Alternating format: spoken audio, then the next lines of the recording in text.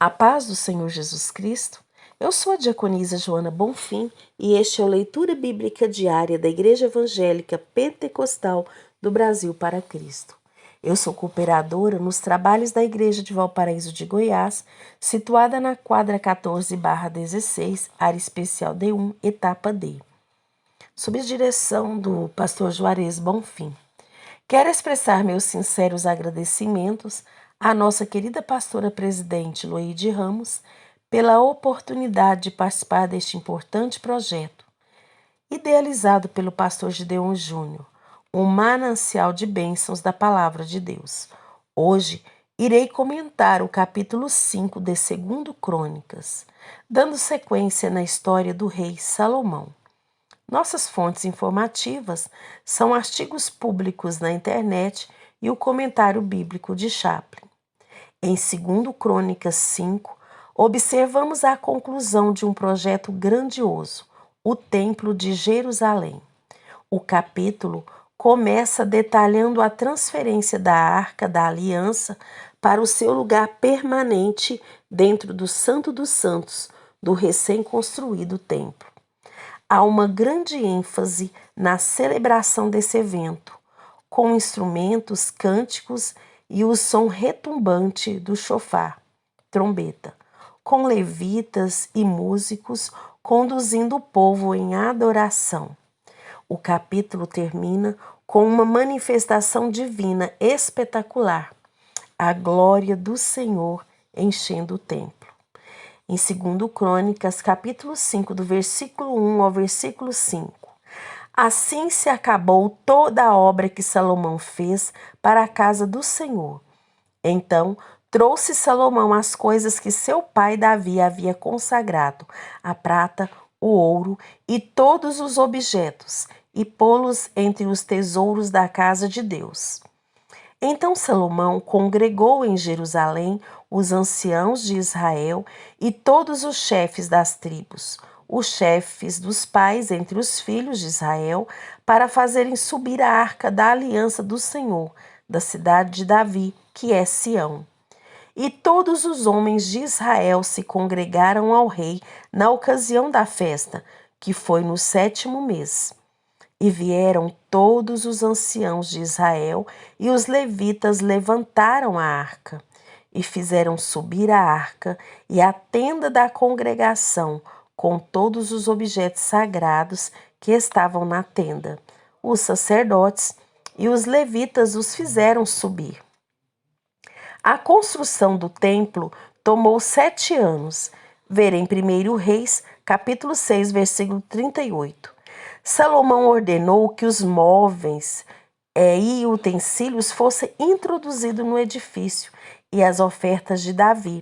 Ver em 2 Crônicas, no capítulo 22, do versículo 14 ao 16 e 28, do 14 ao 18. Fossem postas no tesouro do templo. Os estudiosos calculam que Davi doou 41.250 toneladas de metais preciosos. O trecho paralelo do verso 2 é 1 Reis, capítulo 8, versículo 1. Salomão trouxe a arca da aliança do tabernáculo provisório que Davi havia edificado em Jerusalém. Ver em 2 Samuel, capítulo 6, versículo 17. E ver também em 1 Crônicas, no capítulo 15, versículo 1. A transferência da arca não era uma questão exclusiva do rei ou dos sacerdotes, mas envolvia a participação de toda a nação. Salomão convoca todos os líderes de Israel, os cabeças das tribos e os anciãos das famílias, enfatizando a unidade do povo em torno deste evento crucial. A Arca da Aliança era um lugar onde a presença de Deus se manifestava de forma especial. No versículo 3, é mencionada como a Arca do Senhor. Sua composição era de madeira e era toda coberta de ouro. O cronista omitiu o nome do mês, Etanim. O ano era 959 a.C. A festa dos tabernáculos estava sendo celebrada em setembro, outubro. Ver Levítico, capítulo 23, versículo 33 ao 36. O trecho paralelo em 1 Reis, capítulo 8, versículo 3, do versículo 4, apresenta sacerdotes, enquanto o cronista mostra levitas. Todos os sacerdotes eram levitas, mas nem todos os levitas eram sacerdotes. Os aaronitas, que eram descendentes de Arão, era o ramo da família de Davi, que supria com exclusividade os sacerdotes.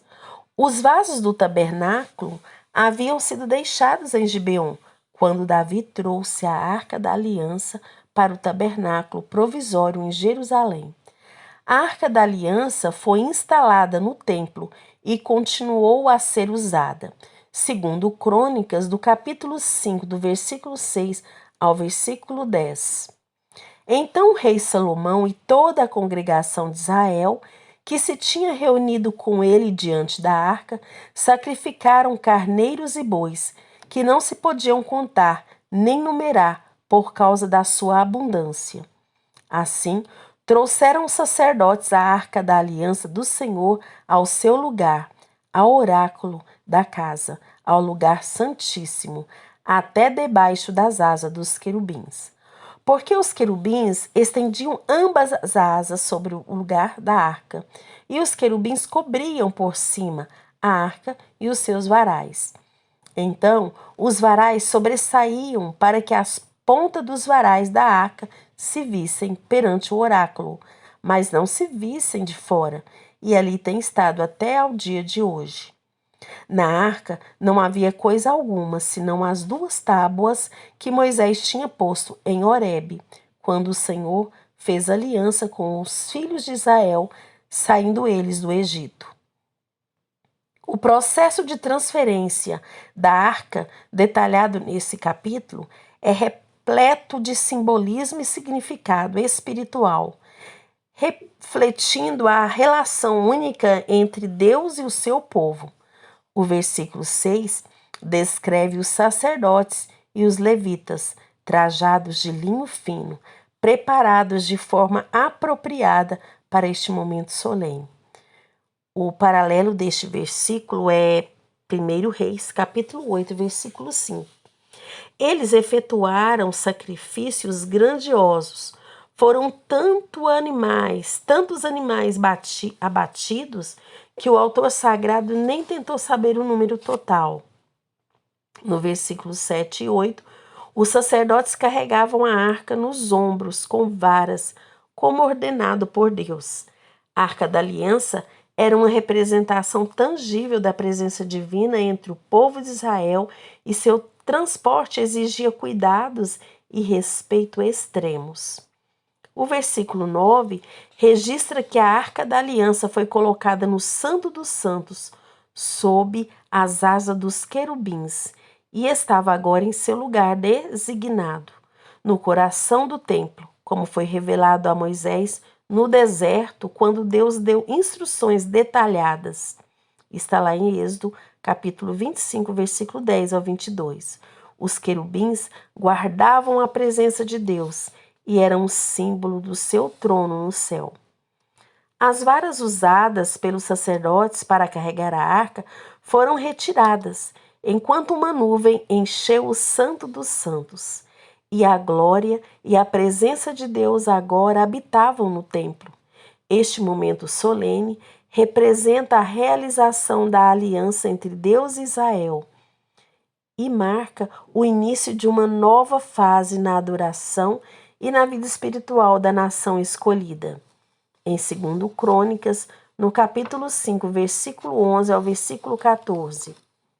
E sucedeu que, saindo os sacerdotes do santuário, porque todos os sacerdotes que ali se acharam se santificaram, sem respeitarem as suas turmas.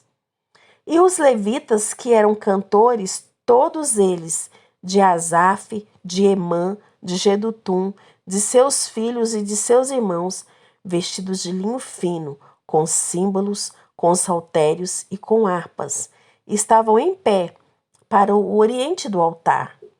e com eles até 120 sacerdotes que tocavam as trombetas. E aconteceu que, quando eles uniformemente tocavam as trombetas e cantavam, para fazerem ouvir uma só voz, bendizendo e louvando ao Senhor, e levantando eles a voz com trombetas, símbolos e outros instrumentos musicais, e louvando ao Senhor, dizendo: porque Ele é bom, porque a sua benignidade dura para sempre. Então a casa se encheu de uma nuvem, a saber, a casa do Senhor. E os sacerdotes não podiam permanecer em pé para ministrar por causa da nuvem, porque a glória do Senhor encheu a casa de Deus.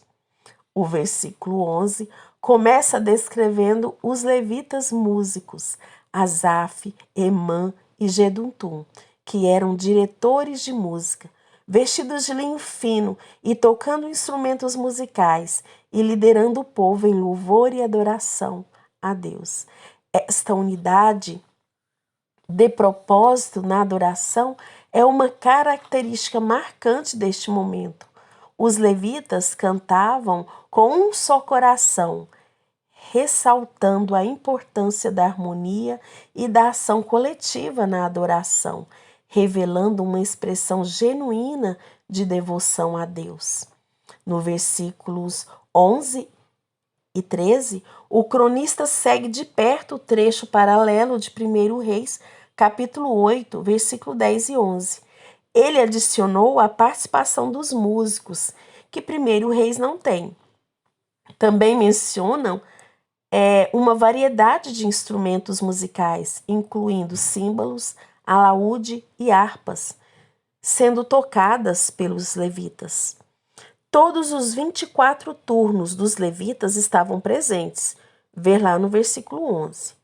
A ordem normal do ministério não foi seguida. Em 1 Crônicas, capítulo 24, do 1 ao 19. 120 trombetas soaram e os símbolos e outros instrumentos foram tocados com vigor. Foi uma celebração extraordinária.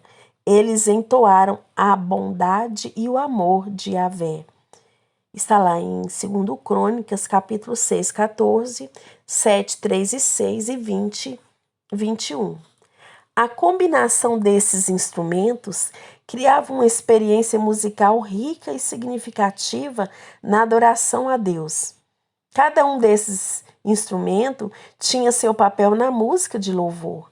Os símbolos produziam um som vibrante, os alaúdes tinham uma melodia suave e as harpas completavam com notas harmoniosas, culminando com a proclamação dos músicos e cantores com estas palavras: porque Ele é bom, porque a sua benignidade dura perpetuamente. Após os instrumentos musicais e os cânticos, versículo 14. A nuvem de glória encheu o templo. O trecho paralelo é de 1 Reis, capítulo 8, do 10 e 11. Os ministros que participavam da festa de dedicação não podiam ficar em pé diante da glória divina e caíam prostrados. Êxodo, capítulo 40, versículo 34 e 35, e Ezequiel 10, versículo 3 e 4. Alegrai-vos sempre no Senhor. Outra vez digo, alegrai-vos. Filipenses, capítulo 4, versículo 4. A Shekinah é um sinal da aprovação divina e da aceitação das orações e da adoração do povo. A reação dos sacerdotes diante dessa manifestação é de adoração e reverência. Eles não podiam realizar seus deveres sacerdotais devido à presença intensa de Deus. A manifestação visível da presença divina marca a conclusão da construção do templo e a confirmação das promessas de Deus de habitar no meio do seu povo. É uma lição duradoura sobre a importância da adoração sincera irreverente em nossa busca por Deus. Muito bem, meus amados irmãos. Fico por aqui e, se Deus nos permitir, estaremos de volta para o próximo comentário bíblico diário. Deus os abençoe sempre. Amém.